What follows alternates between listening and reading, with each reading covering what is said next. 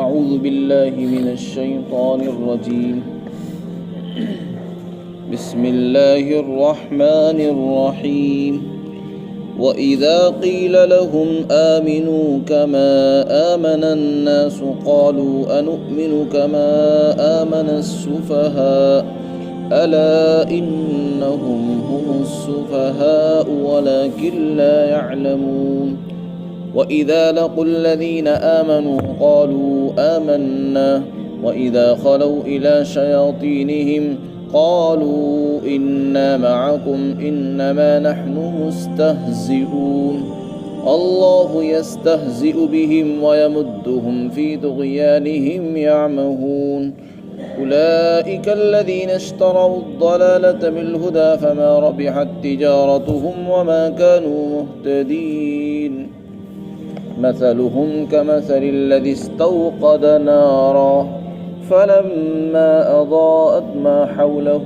ذهب الله بنورهم وتركهم في ظلمات لا يبصرون صم بكم عمي فهم لا يرجعون۔ اور جب ان منافق لوگوں سے کہا جاتا ہے کہ تم اس طرح ایمان لاؤ جیسے اور لوگ ایمان لائے، یعنی صحابہ، تو وہ جواب میں یہ کہتے ہیں کہ کیا ہم اس طرح ایمان لائیں جیسے بے وقوف ایمان لائیں؟ خبردار یہی لوگ خود بے وقوف ہیں لیکن یہ خود نہیں جانتے۔ اور جب یہ ان لوگوں سے ملتے ہیں جو ایمان لائے تو یہ کہتے ہیں کہ ہم بھی ایمان لے آئے ہیں، اور جب یہ اپنے شیاطین کے پاس تنہائی میں جاتے ہیں تو یہ کہتے ہیں کہ ہم تمہارے ہی ساتھ ہیں اور ہم تو مذاق کر رہے تھے۔ اللہ بھی ان کے ساتھ مذاق کا معاملہ کرتا ہے اور انہیں ایسی ڈھیل دیتا ہے جس کی وجہ سے یہ اپنی سرکشی کے اندر بھٹکتے رہے۔ یہ وہ لوگ ہیں جنہوں نے ہدایت کے بدلے گمراہی کو خریدا ہے اور ان کی تجارت مفید اور نافع نہیں ہوئی اور نہ ہی یہ ہدایت پر آئے۔ ان سب کی مثال اس شخص کی طرح ہے جس نے آگ جلائی اور پھر جب آگ نے اپنے آس پاس کی چیزوں کو روشن کر دیا تو اللہ نے ان کی روشنی کو ہی ختم کر دیا اور ان کو تاریکیوں میں اندھیرے میں چھوڑ دیا کہ ان کو کچھ نظر نہیں آتا۔ وہ بہرے ہیں، گونگے ہیں، وہ گونگے اور بہرے اور اندھے ہیں اور وہ لوٹ نہیں سکتے۔ منافقین کا حال اللہ تعالیٰ ذکر فرما رہے ہیں۔ منافق کسے کہتے ہیں؟ منافق وہ شخص کہلاتا ہے جو ظاہر میں زبان سے ایمان کا دعویٰ کرے اور اپنے مسلمان ہونے کو ظاہر کرے، اپنے لباس سے، اپنے شکل اور صورت سے، اپنے نام نہاد سے، لیکن حقیقت میں اس کا ایمان سے کوئی واسطہ نہ ہو۔ ایسے شخص جو ہے دنیاوی فائدے کے لیے مسلمانوں کے ساتھ رہ کر مل کر مسلمانوں سے کچھ فائدہ حاصل کرنے کے لیے ایسا حلیہ اختیار کرتے تھے زمانے نبوت میں اور آج بھی۔ تو اس زمانے میں تو چونکہ وحی کا سلسلہ جاری تھا اس لیے ان کا حال معلوم ہو جاتا تھا کہ یہ منافق ہے اور یہ مومن ہے، لیکن اب چونکہ وحی کا سلسلہ بند ہو چکا ہے تو اب کسی کے منافق اور نفاق کو معلوم کرنا کہ کیا شکل ہو سکتی ہے، اس کے متعلق بھی حضرات علماء نے لکھا ہے کہ اگر کوئی آدمی قرآن اور حدیث کے بتائے ہوئے عقیدے کے خلاف کوئی عقیدہ اپنائے اور قرآن اور حدیث کی تشریحات کے خلاف کوئی تشریح کرے، جو اجماعی عقائد ہیں ان کے خلاف چلتا ہے، تو وہ منافق اور ملحد ہے قرآن کی اصطلاح میں۔ تو اللہ فرماتے ہیں جب ان سے یہ کہا جاتا تھا، جب انہیں ان کے بارے میں معلوم ہوتا کہ ان کا ایمان ٹھیک نہیں ہے، ظاہری ایمان کرتے ہیں، اندر سے مومن نہیں ہے، ظاہر ہے کہ اللہ کو ایسا ایمان پسند نہیں ہے۔ اللہ کو تو وہ ایمان پسند ہے جو دل میں ہے، وہی زبان پر بھی ہو، جو زبان پر ہے وہ دل میں ہو۔ دل میں کچھ اور ہے، زبان پر کچھ اور ہے، دل میں تعریفیں ہیں اور اندر نفرتیں ہیں، یہ والا ایمان اللہ کو پسند نہیں ہے۔ تو ان سے یہ کہا گیا کئی مرتبہ کہ تم اس طرح ایمان لاؤ جیسے صحابہ کرام ایمان لائے۔ تو انہوں نے جواب میں یہ کہا کہ کیا ہم بے وقوفوں کی طرح ایمان لائیں؟ یعنی نعوذ باللہ انہوں نے صحابہ کرام کو حقارت کی نظر سے دیکھا اور حقارت بھرے لہجے میں کہا کہ یہ تو بے وقوف ہے، اور ہم بے وقوفوں کی طرح ایمان کیوں لائیں؟ اللہ نے جواب میں فرمایا کہ یہ صحابہ بے وقوف نہیں، یہ خود بے وقوف ہے، لیکن انہیں پتہ نہیں ہم بے وقوفی کا کام کرتے ہیں۔ اس آیت کریمہ میں اللہ تعالیٰ نے ایک بات تو یہ ارشاد فرما دی، اور اس سے یہ پتہ چلا کہ اگر کسی آدمی کا ایمان دیکھنا ہو کہ اس کا ایمان قرآن اور حدیث کے مطابق ہے نہیں، تو یہ دیکھو کہ وہ صحابہ والا ایمان اس کے اندر موجود ہے یا نہیں۔ اگر صحابہ والا ایمان موجود ہے تو وہ قرآن حدیث کے بتائے ہوئے طریقے پر ہے، اور اگر کسی کا ایمان صحابہ کے ایمان سے ہٹا ہوا ہے کیفیت میں، طور طریقے میں، تشریحات میں، تو وہ ایمان بھی اللہ کے نزدیک معتبر نہیں۔ اللہ کے نزدیک وہی ایمان معتبر ہے جو صحابہ کے ایمان کی طرح ہو، اور اگر ہمارا ایمان صحابہ کا ایمان بالکل الگ الگ ہو تو اس ایمان کا کوئی اعتبار نہیں۔ تو اس سے پتہ چلا کہ صحابہ ہمارے لیے ایک نمونہ ہے، ایک آئیڈیل ہے، اور ان کا ایمان ایک کسوٹی ہے۔ اگر ہم چاہتے ہیں کہ ہمارا ایمان اللہ کی بارگاہ میں قبول ہو اور ہمارا ایمان رد نہ ہو، تو پھر ہمیں آج ہی اپنے ایمان کو پرکھنا پڑے گا، صحابہ کی کسوٹی پر اس کو جانچنا پڑے گا۔ اگر ہمارا ایمان کھرا اتر آئے تو سمجھ لیجئے کہ آپ کا ایمان اللہ کے نزدیک مقبول، اور اگر اس میں ذرا سی کمی رہ جائے تو اللہ کے یہاں مردود ہوگا۔ کیوں؟ اس سے یہ کیسے پتہ چلا؟ کیونکہ قرآن نے خود ایسے لوگوں کو جو منافق تھے ان کو یہ دعوت دی کہ اگر ایمان لانا ہے تو ان کی طرح ایمان لاؤ جو لوگ لائے ایمان، اور اس میں بالاتفاق الناس سے لوگوں سے مراد صحابہ ہے۔ تو پتہ یہ چلا کہ قرآن بھی اللہ کی نظر میں صحابہ کا ایمان پسندیدہ تھا، تبھی تو دوسرے لوگوں کو یہ کہا جا رہا ہے کہ اگر ایمان لانا ہے تو ایسا ایمان لاؤ۔ مثال کے طور پر ایک بادشاہ ہے، اس کو کسی خادم کا کام پسند آیا تو وہ دوسروں کو بھی یہی دعوت دیتا ہے کہ تم ایسا کام کرو جیسے اس نے کیا ہے۔ تو بادشاہ کا یہ کہنا کہ ایسا کام کرو جیسے فلاں نے کیا ہے، یہ دلیل ہے کہ اس کو فلاں بندے کا کام پسند ہے، اس لیے وہ دوسروں کو بھی دعوت دے رہا ہے کہ تم بھی ایسے ہی کرو۔ تو جب قرآن نے خود یہ کہا ہے کہ جیسے صحابہ ایمان لائے ایسے تم بھی ایمان لاؤ، یہ خود دلیل ہے کہ صحابہ کا ایمان اللہ کو پسند تھا۔ اب اگر ہم بھی اپنا ایمان اللہ کی بارگاہ میں پسند کروانا چاہتے ہیں تو پھر صحابہ جیسے ایمان لانا، اور اسی ایمان پر اللہ کے وعدے ہیں، اسی پر بخشش ہوگی، اسی سے جنت میں جائیں گے اور جہنم سے نجات ملے گی۔ اور اگر ہر آدمی اپنے اپنی مرضی سے ایمان لائے تو وہ ایمان کوئی حیثیت نہیں رکھتا ہے۔ آج کتنے لوگ ہیں جو اپنے آپ کو مسلمان ہونے کا دعویٰ کرتے ہیں لیکن اپنی من مرضی کرتے ہیں، من مانی والا ایمان لاتے ہیں، جو مرضی آتی ہے وہ کرتے ہیں، جیسا عقیدہ دل میں آتا ہے بس وہ اپنا لیتے ہیں۔ نہ صحابہ کی تعلیمات ہماری زندگی میں ہے، نہ صحابہ کی تعلیمات ہم پڑھتے ہیں، نہ صحابہ کی زندگی کو ہم دیکھتے ہیں، نہ ان کے ایمان کے چرچے سنتے ہیں، نہ علماء کے پاس جاتے ہیں، تو پتہ کیسے چلے گا کہ صحابہ کا ایمان کیسے ہے؟ قالوا انؤمن كما آمن السفهاء، فرمایا کیا ہم بے وقوفوں کی طرح ایمان لے آئیں؟ اللہ نے فرمایا کہ بے وقوف یہ خود ہیں۔ کیا مطلب؟ کہ یہ ان کو بے وقوف بتا رہے ہیں جو ساری جماعتوں میں سب سے افضل جماعت ہے، جن کا انتخاب اللہ نے کیا ہے، اپنے محبوب کی صحبت کے لیے ان کو منتخب کیا ہے، ان کو انہوں نے بے وقوف بتایا۔ لیکن یہ خود بے وقوف ہیں کہ یہ اپنے جس نفاق والے عمل کے ذریعے سے مسلمانوں کو دھوکہ دے رہے ہیں، یہ بے حقیقت میں بے وقوف والا، پاگل پن والا کام کرتے ہیں، کیونکہ اس کا انجام ان کو بہت جلد معلوم ہونے والا ہے۔ آج یہ سمجھ رہے کہ ہم نے مسلمانوں کو دھوکہ دیا ہے، ان کی آنکھوں میں دھول جھونک دی ہے، کچھ نہیں کیا ہے، انہوں نے خود اپنے آپ کو دھوکہ دیا ہے، مسلمانوں کو کچھ نہیں بگاڑا ہے۔ تو پتہ یہ چلا کہ صحابہ کا ایمان معتبر ہے، کسوٹی ہے، معیار ہے۔ جو لوگ یہ کہتے ہیں کہ صحابہ معیار نہیں ہے تو وہ اپنی حماقت کا ثبوت دیتے ہیں۔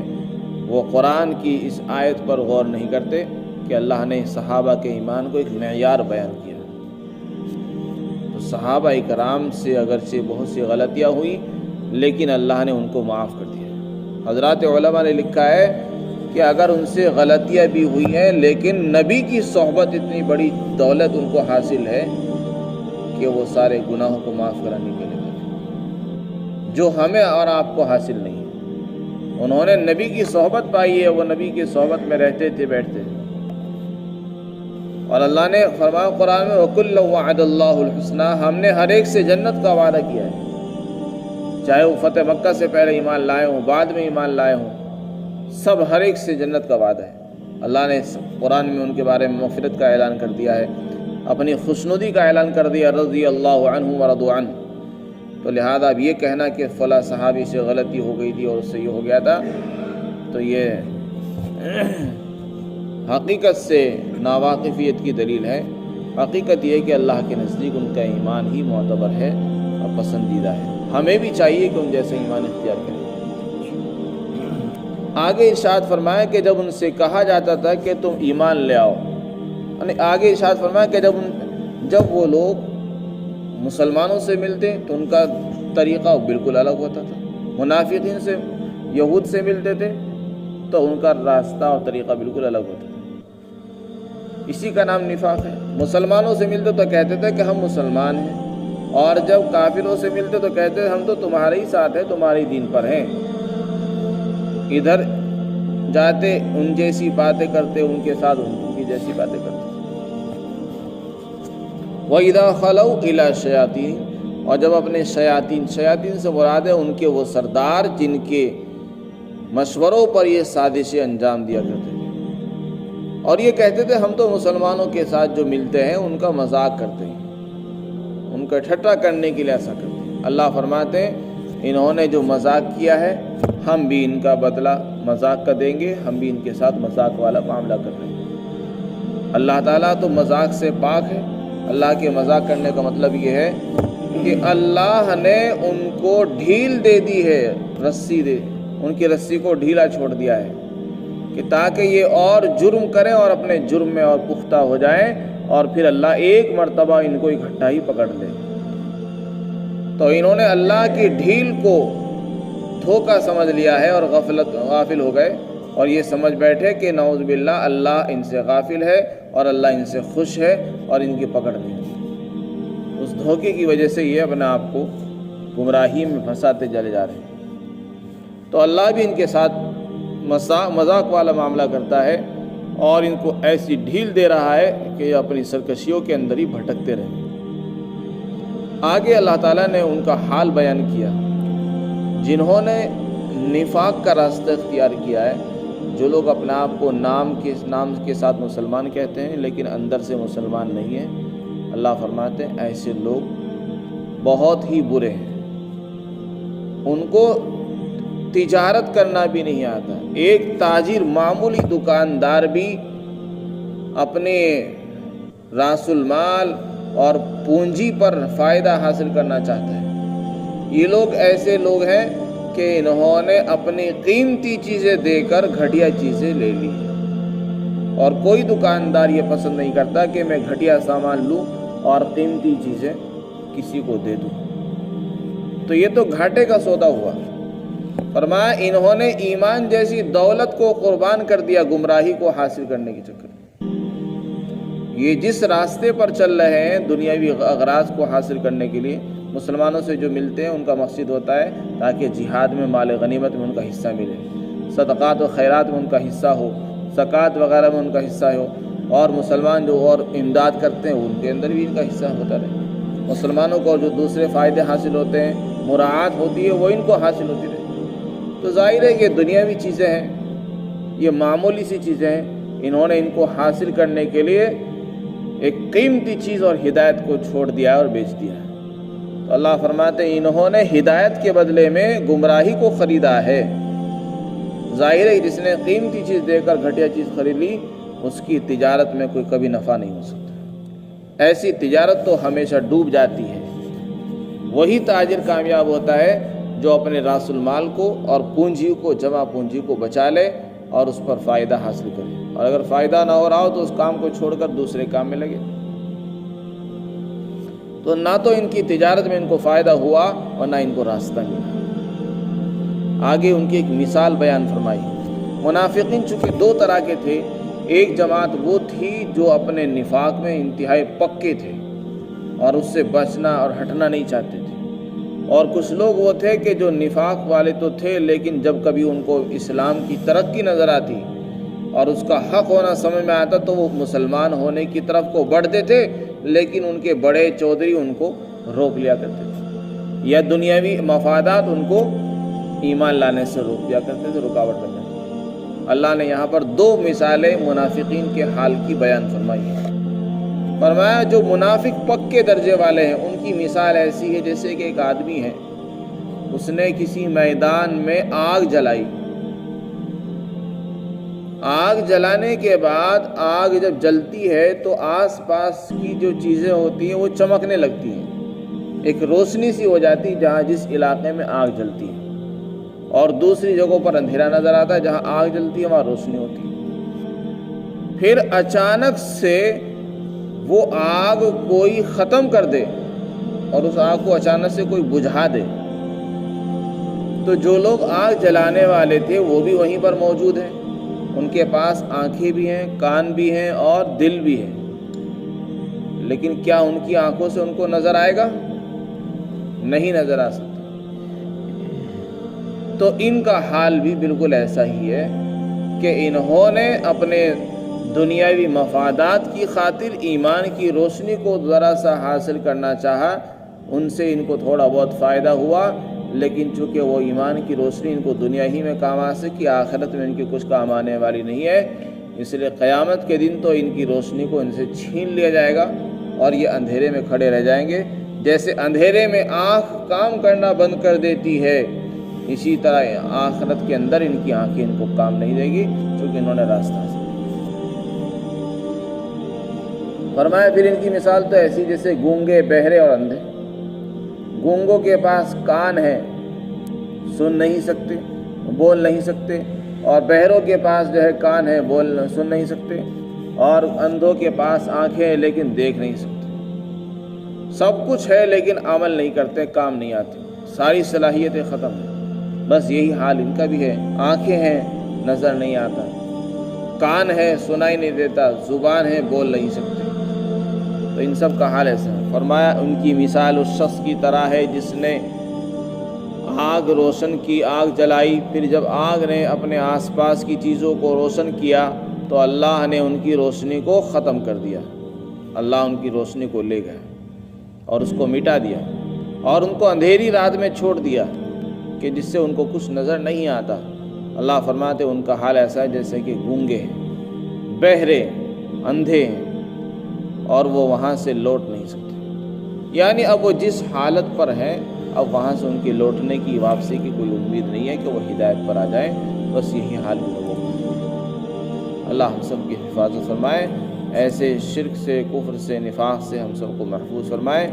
جو لوگ اپنے آپ کو مسلمان ہونے کا دعویٰ کرتے ہیں لیکن یہود سے، مشرکین سے، غیروں سے دوستانہ تعلقات رکھتے ہیں اور ان سے خوشنودی حاصل کرنے کے لیے ان کے تعلقات کو اپناتے ہیں، اور اسلام ان کے اندر نام کا ہے، تو ان کا حال بھی منافقین جیسا ہی ہے۔